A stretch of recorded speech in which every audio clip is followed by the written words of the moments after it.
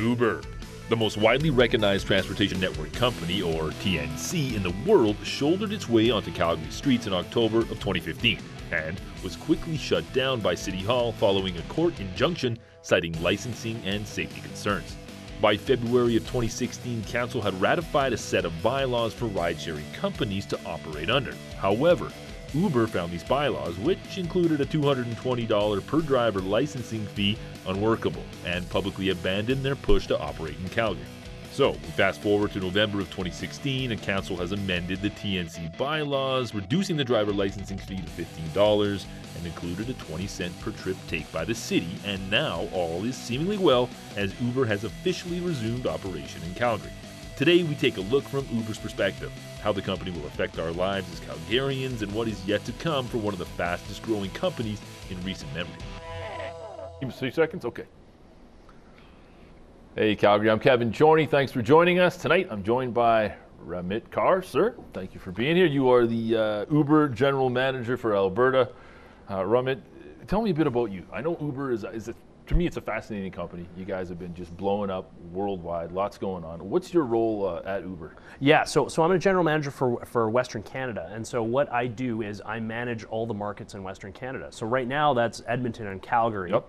We're looking to, at some point in time, look at BC very soon as well as other areas in Alberta and BC, so smaller towns. So potentially even Red Deer, maybe Lethbridge, Medicine Hat type thing? We absolutely want to be everywhere. Yeah. And so, Uber's, we found it is a great product that seems to work in no matter the size of city. So we want to be everywhere that we can. Yeah, people, they want choice. They want to have the options. Yeah, I think it's a good push, and I imagine sooner or later you probably will be just everywhere. Let's hope. Absolutely. We're in 500 cities now, and there's going to be a whole bunch more in Alberta and BC very soon. So what was the 500 cities? That's worldwide. That's a lot of places, and yet the entry into the market here in Calgary was full of turmoil. It wasn't easy.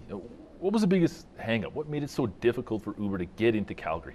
So it was a couple different things. So 2 years ago, it was there were some bylaws in place that basically didn't allow our first Uber Black product. So Uber Black is basically a licensed limousine product. It was the product that first started Uber. And so this is, you push a button and a limousine pulls up and then you can get a ride somewhere. So it was kind of a premium product. Okay. Back in the early days, the issue was Calgary had a bylaw on its books that basically said you have to pay at least $80 or $85 for a minimum fare. So even if you're going just one block down the road. $85. That's ridiculous. There's also a minimum wait time. So it wasn't like you could push a button and get a ride. You'd push a button, you'd have to wait 30 minutes before someone was actually allowed to pick you up. Does that make any sense? It didn't. And so that's what we were advocating for that change for quite some time. Okay. Back in 2015, the city decided, hey, we're going to make some ride-sharing bylaws. And so that's what set us down this whole other path with ride sharing. And so ride sharing, just for everyone that doesn't know, ride sharing is basically citizens helping citizens drive around the city. Calgarians helping Calgarians in their own personal cars. Right. Yeah, sure. And so the initial bylaw that came out basically put a lot of that regulatory burden on drivers themselves, where they would need to pay upwards of $500 to $600 in all regulatory fees before they could actually start driving. So let's break that down. We're talking about $220 licensing fee for the driver. Yeah, there was roughly a $150 to $200 vehicle inspection. Okay. There was a background check that needed to be paid by the driver themselves. Wow. They need to get a Class 4 license themselves. So it starts to cost prohibitive when I think the average driver is driving for about 10 hours. Most drivers drive less than 10 hours a week. Okay. So greater than 50% of our drivers drive less than 10 hours a week. And so when you put yourself in the shoes of a driver that might only be driving on Friday or Saturday night because they might have a full-time job already. Yep. And you put a $600 barrier as well as weeks of rigmarole to get to that process, it really makes sure that a lot of drivers don't do it. Now, there's going to be some drivers that do it, but the vast majority of drivers don't. Yeah. And so the first version of the bylaw was very focused on let's put a lot of burden on the drivers themselves. What's happened now is, City Council has passed a bylaw that basically puts more of the burden on Uber. And so, we will pay for a per trip fee. It went from $220 down to $15. Yeah. We found some acceptable options for the vehicle inspections that still meet safety standards, et cetera, et cetera. That's great. So there's a whole bunch of things like background checks, all that stuff we've believed in since the beginning. But now it just makes it a little bit easier for transportation network companies to operate in Calgary. So did some of these other major urban centers, they didn't have these, I guess, regulations that they wanted? They didn't have these pushback the way that you saw in Calgary? Or was this always a battle that you experienced from city to city? I mean, like, you know, it depends on the city, and you know, some cities are absolutely ready for change, some aren't. Yeah. If you look at the process that we went through in Edmonton, it was probably, you know, it wasn't exactly the easiest process, but the regulatory regime that came out of there was much more driver friendly, and so it allowed more drivers to come on the system to help Edmontonians get around. Yeah. In Calgary, you know, it was definitely a focus on there was kind of a higher regulatory burden, and there was more burden for drivers to get through the system. And so what that essentially does when you have that is it starts to duplicate the taxi model, because you only get full-timers that are actually willing to pay that process and go through the whole process. Of course, and then it's... And if you only have full-timers, then you have the same issues as taxi, which is you have a lot of cars on during the week, not enough cars on during Friday and Saturday night. Peak hours type thing. Things like that. But see, a lot of people are under the impression that, you know, maybe our local taxi cab companies had some negative influence on the way that Uber was treated by the city of Calgary. How do you respond to that? Is there any validity in that? I mean, like, you know what? I'm not sure about that at all. You know, we've been in continued conversations with administration, with city council, with the mayor's office, pretty much nonstop for the last little while, like 2 years almost now. And so, you know, those conversations have continued, and we've just continued to advocate for what makes sense for ride sharing to come to Calgary from day one. Yeah, I mean, what more can you do, right? Yeah, yeah. People are also, well, I mean, frankly, people could say Uber bullied their way into Calgary, and I can kind of understand where they're coming from. I mean, there was no regulations in place. Yeah. I think it probably got to a point where it's, you know what, council's not acting, we're coming there one way or another.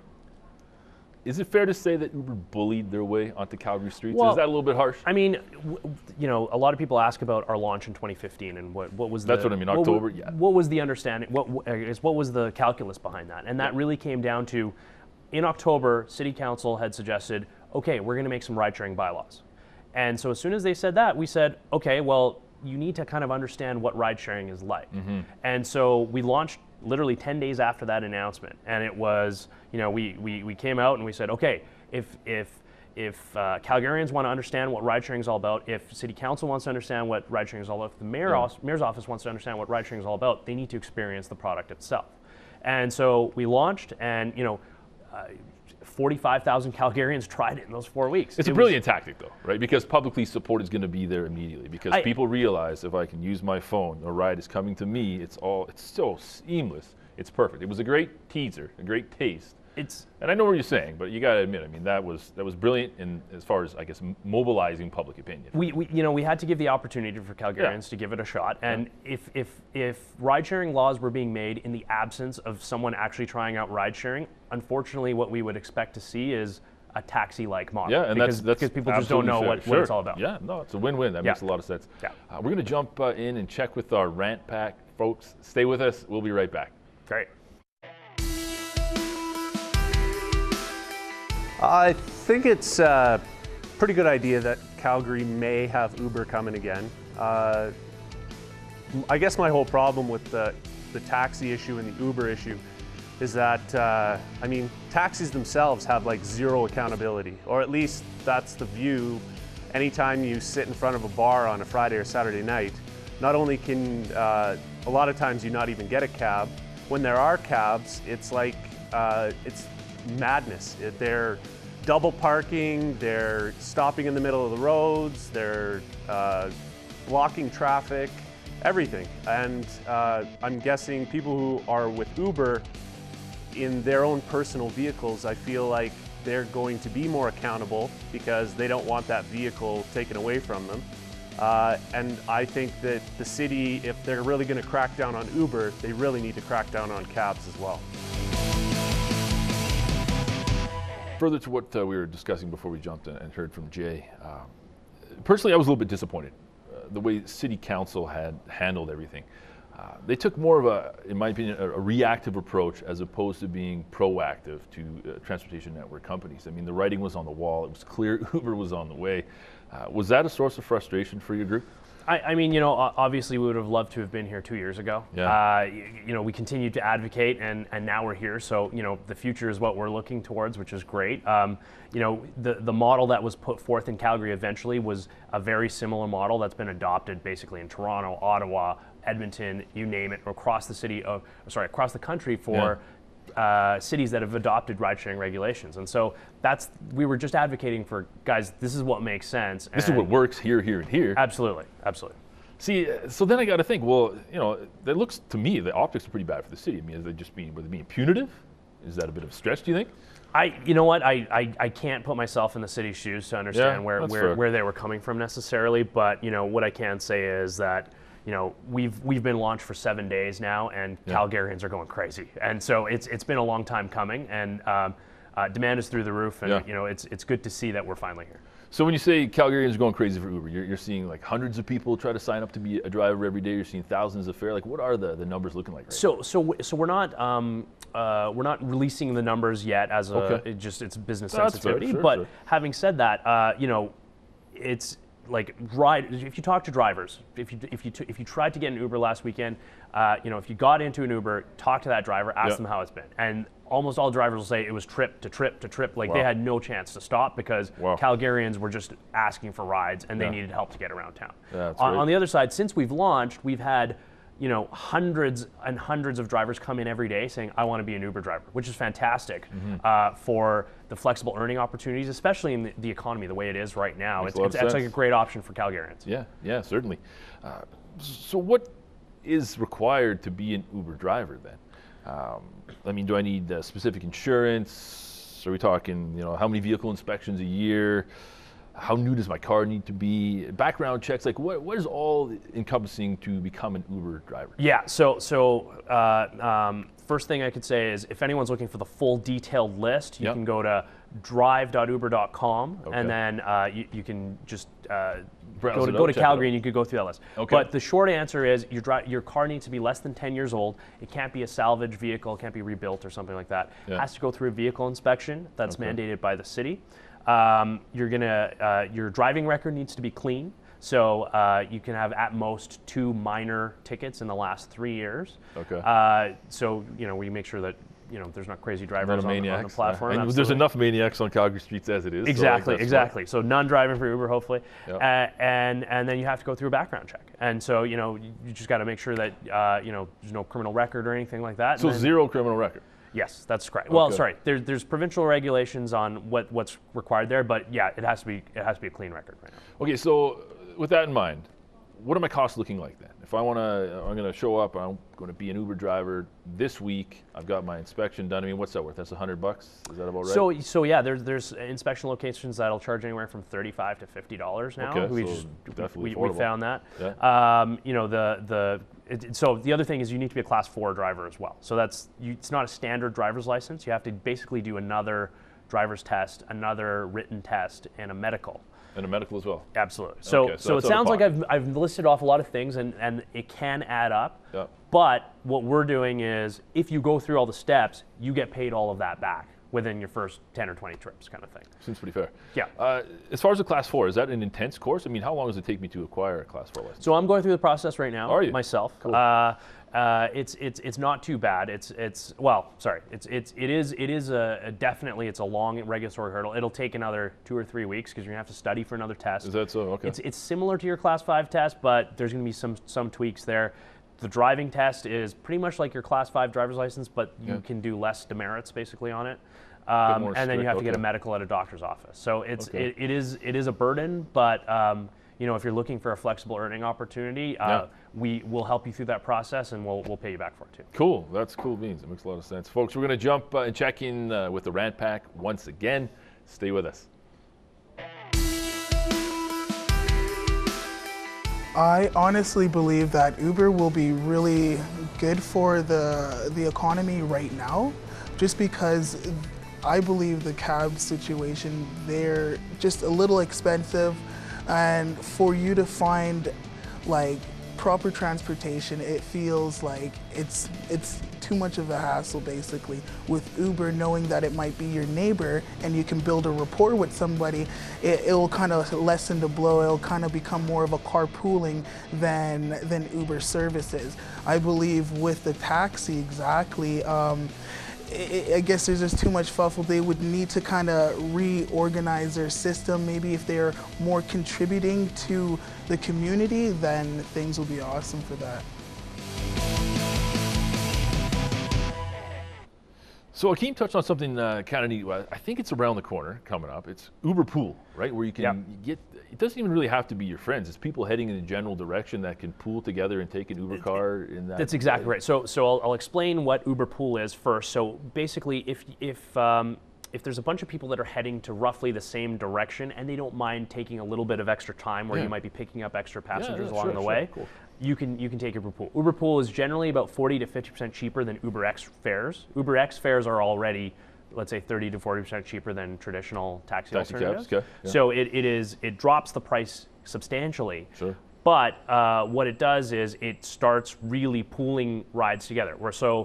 A certain trip might have been 3 separate trips going into one separate direction, all of a sudden become one. And so when you see Uber Pool, and we're in major cities like Toronto or in Chicago or in New York, when you see Uber Pool, what that does is, obviously it solves traffic, congestion, it's environmentally friendly. Certainly. Like younger folks like it a lot because it also gives them a great social option. It's a great way to meet people in the city and that's things kind like of that. a cool idea, yeah. It's so Uber Pool is something we would definitely look at in Calgary eventually. It's definitely not going to be in the short term. We need to grow to a scale where there's enough drivers and riders around the city that it makes sense. But that would be absolutely something we'd That's exciting because I think that's brilliant. It makes a lot of sense. So as a driver, what can I expect to take home? Hourly, what do you think? Is there a ballpark figure what I'm going to be bringing home? It really depends on the driver and where you drive, when you drive, et cetera, et cetera.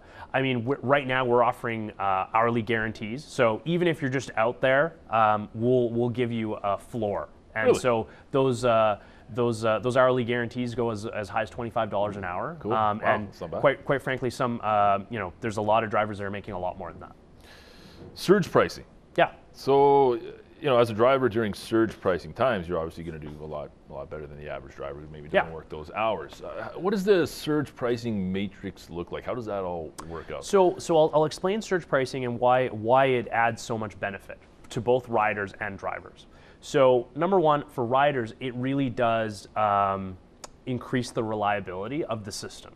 So in the sense that, let's say a hockey game gets out where the Flames are getting out and a bunch of people leaving the Saddle Dome and they need a ride. Hopefully a big win for the Flames. Yeah. Hopefully a big win for the Flames. People are wearing their jerseys and they're ready to party. Yeah. And so they're opening up the app, and essentially what happens is if there's enough people that are opening up the app and demand is starting to skyrocket, prices start to increase in that specific area. Right. What that does is actually it does 2 things. Number one, it actually allows drivers around the city start seeing that, oh, hey, that's the place where I need to be because there's a bunch of people that are looking for rides there. I'm going to make some more money if I head down Exactly. there. So they start moving to that specific area. Yeah. And then further that, what it also does is it starts notifying drivers that aren't on the system. So they might be sitting at home, oh, hey, there's surge on right now. I should get in my car because Calgarians need to get around. Cool. And so what that does is it makes sure that when you actually need a ride, if you can get a ride. And then further that, on the driver's side, of course, they have the ability to make more money when it makes sense. Is it capped? Is there a dollar figure where surge pricing is capped? So we have an algorithm that basically takes the demand into account as well as how much supply is around, and so it really does vary. Okay. It does vary. So not a hard cap though. There isn't a hard cap. No. Okay. So people should be aware of that. Absolutely. And I mean, really, if you're an avid user, it's hard to miss, right? To be clear, if you use the app, it will very explicitly tell you that, hey, surge pricing is on, fare prices have been elevated. Right. Right now, if you use the new app, it'll actually tell you your estimate before you even book the ride. I saw that. It's really cool. Yeah. So you'll know kind of what you're paying for before you even accept it. And the beautiful part about this is, as you see more drivers actually coming to that specific area, you see surge price going down. And so there's, absolutely, if you want to get that ride within 5 minutes. It's like this microcosm for market economics, right? It's great. It is true economics to its fullest sense. But if you want to get that ride right now, you can push that button and you can get it if you don't mind paying more. Yeah. If you don't want to pay more, just wait 5 minutes and it'll potentially come back down. So if you don't mind waiting it out, you can and so you're paying for the convenience of having a ride immediately. Man, that's smart. That's smart thinking. The airport. So as it stands now, and I got to be honest, I looked online, I didn't find a whole lot about this. As it stands now, there's a taxi cab company that has a contract with the Calgary International Airport. So essentially those are the only vehicles, taxi cab wise, that can sit there, drop fares, and the rest, well, I guess, pick up fares. Anybody can drop there. But Uber, where do you guys fit in? I mean, if I can obviously take an Uber to the airport, I can go grab my bags, I can pull out my cell phone, or I can order an Uber to pick me up at the airport. Is that... That's how it works right now. Yeah, you can take a ride to the airport, no problem. Yeah. We're in continuing discussions with the airport right now to hopefully get a pickup deal very soon. So as of right now, no Uber pickup at the airport. No Uber pickup at the airport, but we're we're in diligent discussions to hopefully remedy that as soon as possible. Are you optimistic? Absolutely. Yeah. Yeah. No, they've been very positive discussions thus far. Excellent. We're gonna check in with the Ramit Pack for a final time, folks. Stay with us. We'll be right back. My experience with Uber has to do with other cities that I visited in the world, and most particularly Denver, where it's very common, used like crazy, and people love it, and it turns up, and it's clean, and it's great. And interestingly enough, I know that there's a lot of commentary in Calgary about how it's going to affect taxis and taxi drivers in particular. And in Denver, which is a similar size to Calgary, very similar city in terms of culture and all that, it hasn't affected the taxi industry in any great way. They're still very busy. It's a big city. There's a lot of people needing rides. Although some of those guys have gone, I don't make a lot of money over here, I'm going to go over there. It's good. We should have it. Bring it on. Yeah, bring it on. Yeah, they've all been positive rants. It's clear that Uber's doing a great job. Have you seen that? Have you seen drivers that may have driven for a taxi cab company jump ship, kind of take a bit more control of things and start driving for themselves for Uber? Absolutely. Yeah. I mean, a common misconception is that we consider the taxi industry our competition. We don't. We actually consider the single occupancy vehicle our competition. So car to go.